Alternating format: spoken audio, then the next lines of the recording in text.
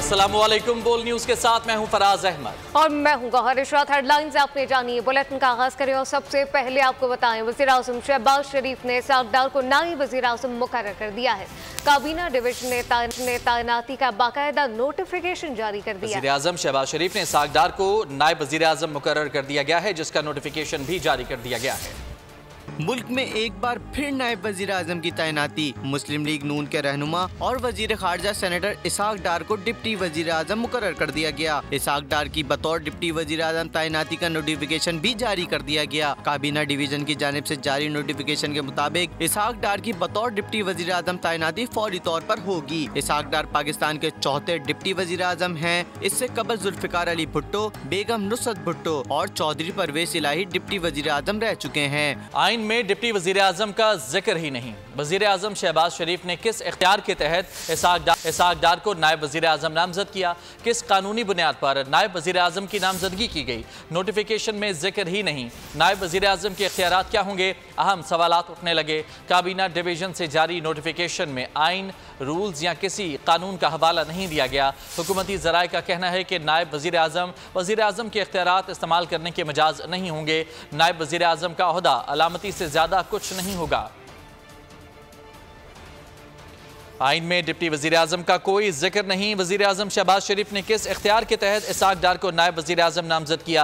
किस कानूनी बुनियाद पर नायब वजीर आजम की नामजदगी की गई है? नोटिफिकेशन में इस हवाले से कोई जिक्र नहीं किया गया। नायब वजीर आजम के इख्तियारात क्या होंगे? अहम सवालात उठने लगे। काबीना डिवीजन से जारी नोटिफिकेशन में आइन, रूल्स या किसी कानून का कोई हवाला नहीं दिया गया। हुकूमती ज़राए का कहना है कि नायब वजीर आजम के इख्तियारात इस्तेमाल करने के मजाज नहीं होंगे।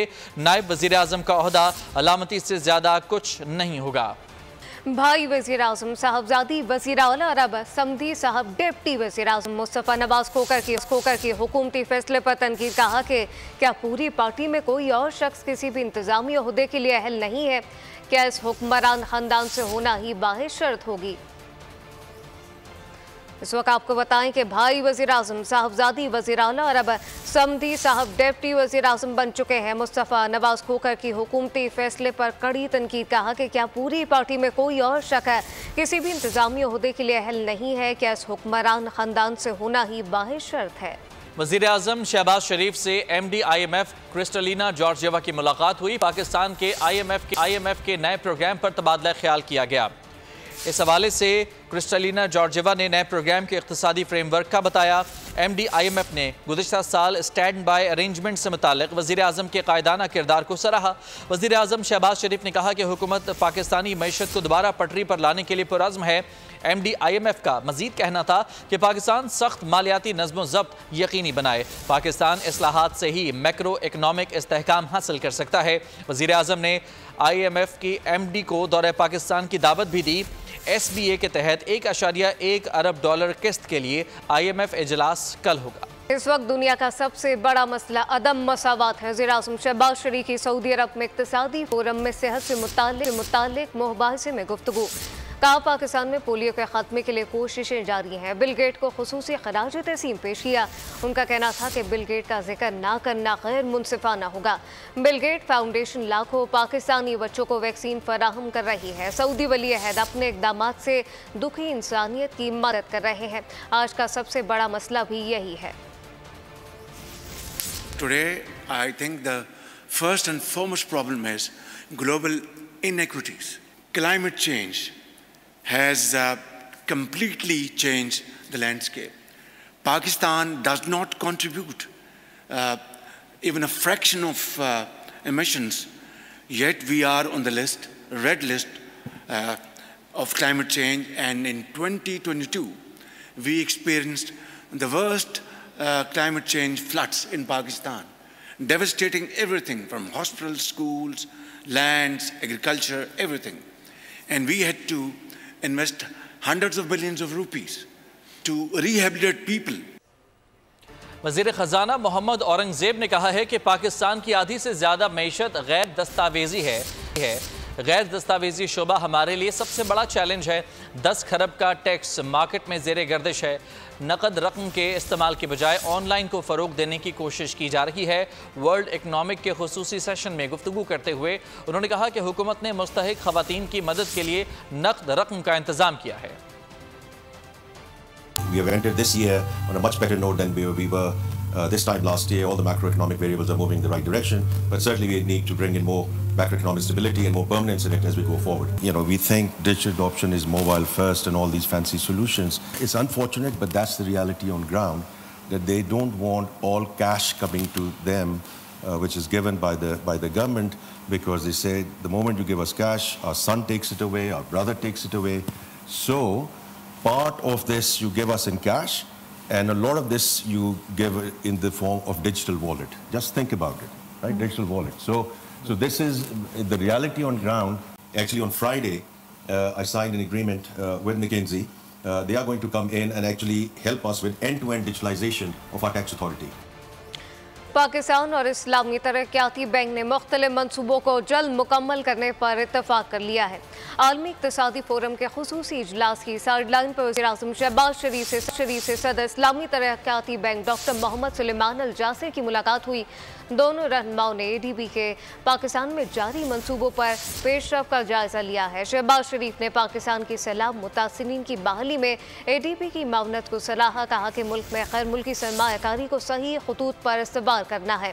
गैर मुल्की सरमायाकारों के तमाम खर्चात को दूर करने और वन विंडो ऑपरेशन मुहैया करने के लिए खुसूसी सरमायाकारी सहूलत कौंसिल पूरी तरह से फाल है। और कुछ बात करते हैं, मुल्क भर में गंदम का मामला तूल पकड़ने लगा है। गंदम की कटाई तकरीबन मुकम्मल हो चुकी है। हुकूमत गंदम खरीदने को तैयार नहीं। बारिश ने खुले आसमान तले पड़ी गंदम को नुकसान पहुंचाना शुरू कर दिया है। किसान रिकॉर्ड पैदावार करके भी मेहनत वसूल न कर सके। पीर के रोज़ पंजाब असम्बली के बाहर एहतजाज की कॉल दे दी। किसान एक बार फिर परेशान, कैसे बनेगा खुशहाल पाकिस्तान? गंदम पहले मौजूद है, मजीद नहीं लेनी। कहीं आग लगने का खदशा, कहीं बारिश से नुकसान, अजाब में है किसान की जान। मुल्क भर में गंदम की कटाई मुकम्मल, मगर काश्तकारों को खरीदार ना मिला। हुकूमत की अदम खरीदारी, मुनासिब कीमत ना मिलने पर लाखों टन गंदम खुले आसमान तले पड़ी है।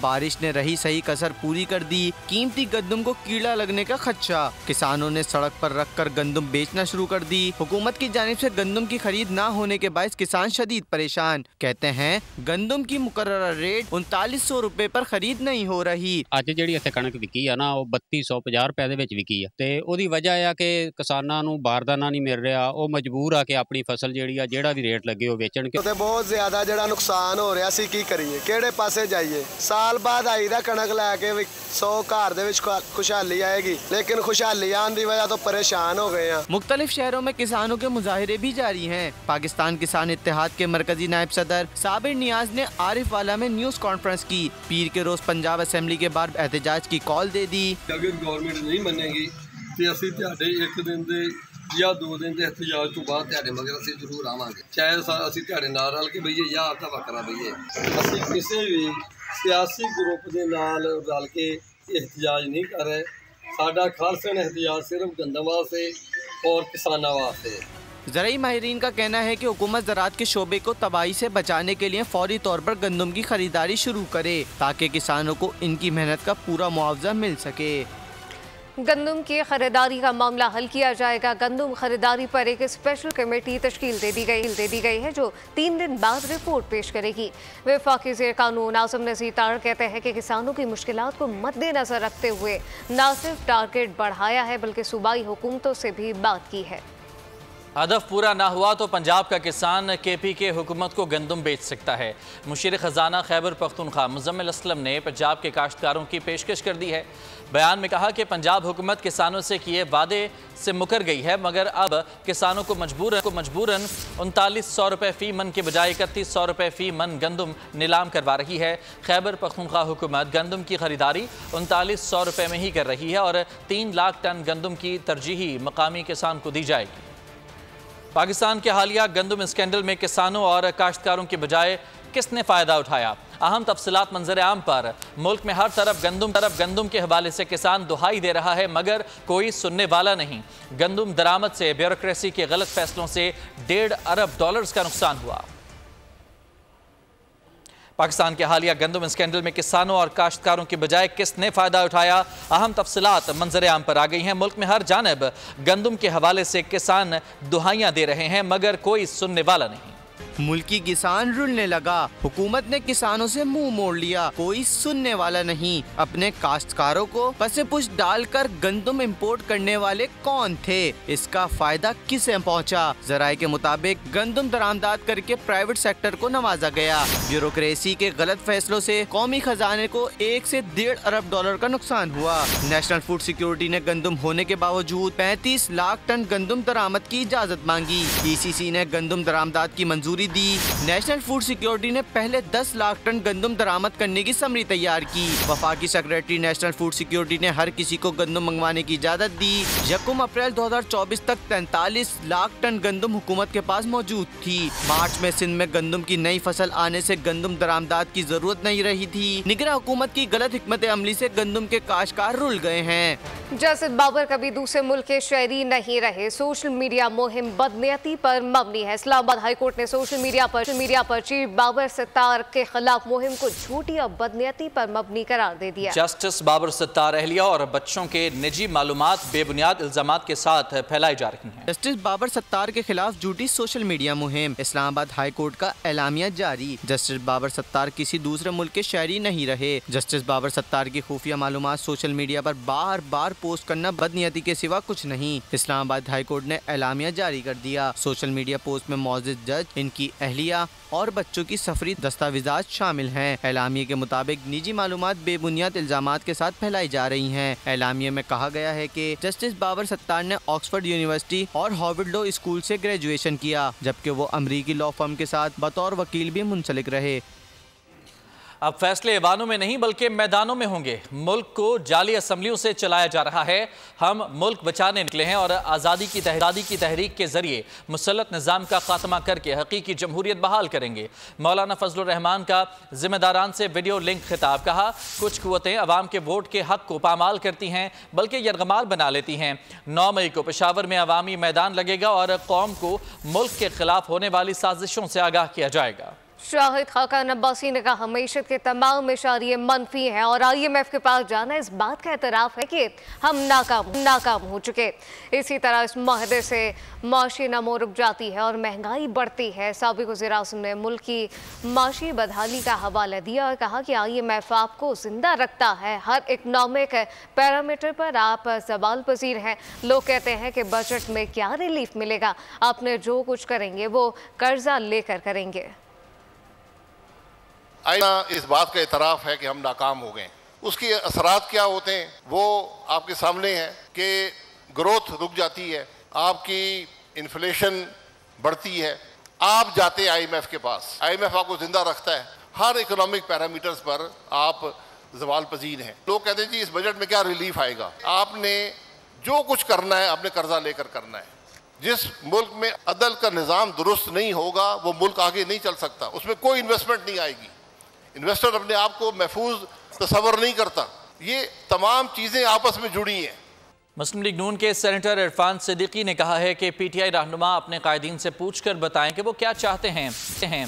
जब उन्हें NOC मिल जाए तो बता दें, हम मुज़ाकरात के लिए हाजिर हैं। PTI के सेनेटर शिबली फराज ने सियासी जमातों से मुज़ाकरात की मशरूत हिमायत करते हुए कहा था कि मुज़ाकरात तमाम स्टेक होल्डर से हो सकते हैं जिनमें इस्टेब्लिशमेंट और सियासी जमातें शामिल हैं, मगर पहले मुज़ाकरात की हदूद तय करना होगी और ये भी तय करना होगा कि मुज़ाकरात कैसे हो सकते हैं।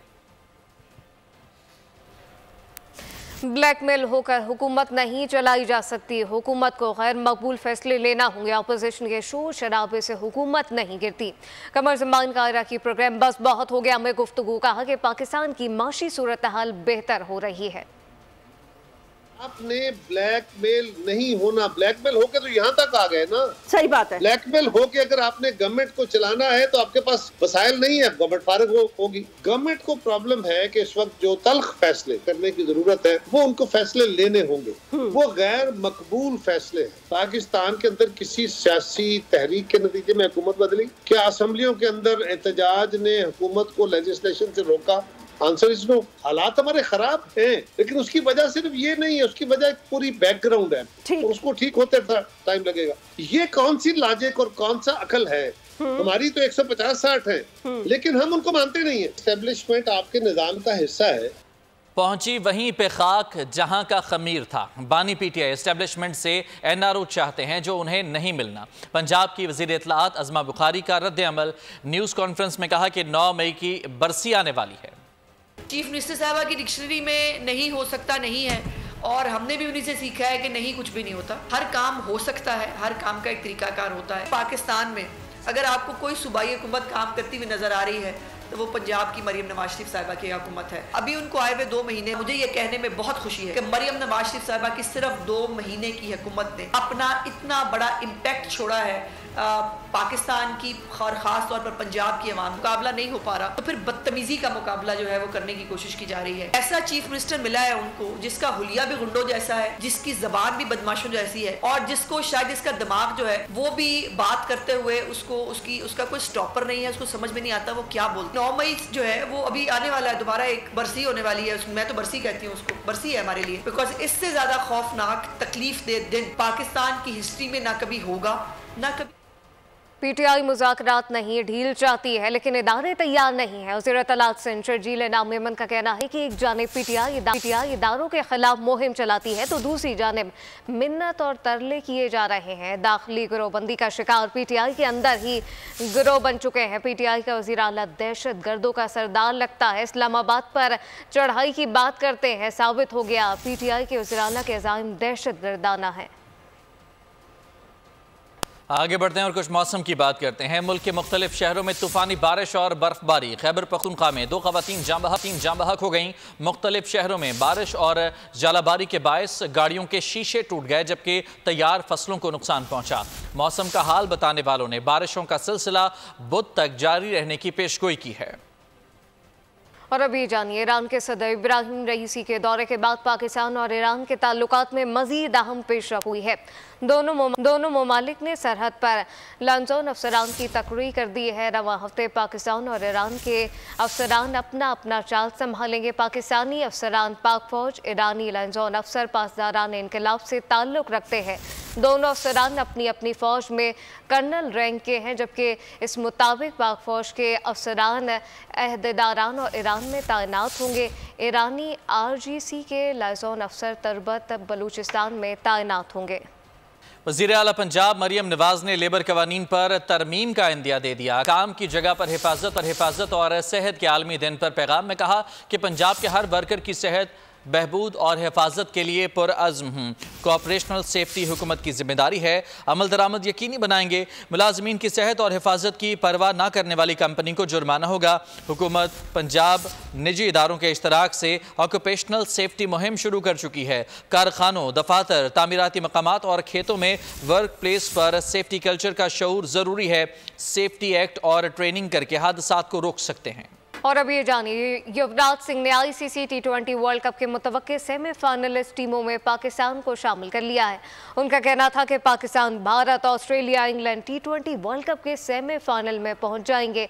ग्रीन शर्ट के मुतालिक उनका कहना था कि बाबर 11 की इनफरादियत इनकी कारकर्दगी में नजर आती है। वो किसी भी बड़ी टीम के छक्के छुड़ाने के लिए पूरी सलाहियत रखते हैं। हब रैली में जहीद होत ने मैदान मार लिया। खवातीन कैटेगरी में दीना पटेल अपना एजाज बरकरार रखने में कामयाब रहीं, जबकि नादिर मक्सी गाड़ी खराब होने के बायस रेस मुकम्मल न कर सके। बाबर नसीर की रिपोर्ट देखिए। खतर ऊंचे नीचे रास्ते, रेत, साहिल और टीलों पर मुश्तमिल चैलेंजेस से भरपूर ट्रैक। हब रैली को मिला नया चैंपियन जैंत हूद, जिन्होंने एक कैटेगरी में मुकर्ररा फासला 34 मिनट 18 सेकंड में मुकम्मल किया। तैमूर राजा दूसरे नंबर पर रहे। साहिबजादा सुल्तान तीसरी पोजीशन हासिल कर सके। खवातीन कैटेगरी में अपना एजाज का दिफा करने में दीना पटेल कामयाब रहीं। कहती हैं पाकिस्तानी खवातीन टैलेंट में किसी से पीछे नहीं हैं। मेरी परफॉर्मेंस अगर इम्प्रूव हुई, I'm happy. If it hasn't, then we need to fix it. Mister Qureshi की फैमिली है, उनकी बीवी भी इस बार पार्टिसिपेट कर रही है। बहुत बहुत खुशी होती है कि वी सी न्यू पार्टिसिपेंट्स माशाल्लाह से। रेसलर्स का कहना है कि इस तरह के इवेंट का इनेकाद होना बहुत जरूरी है, जिससे स्पोर्ट्स के शौकीन और खासकर रेसलर्स को अपने जोहर दिखाने के मौके मैसर होंगे। इसी के साथ न्यूज बुलेटिन से फिलहाल इतना ही। मजीद खबरों और अपडेट्स के लिए विजिट कीजिए हमारी वेबसाइट bolnews.com और आप देखते रहिए बोल न्यूज। सब्सक्राइब करें और बेल दबाएं ताकि कोई खबर रह न जाए।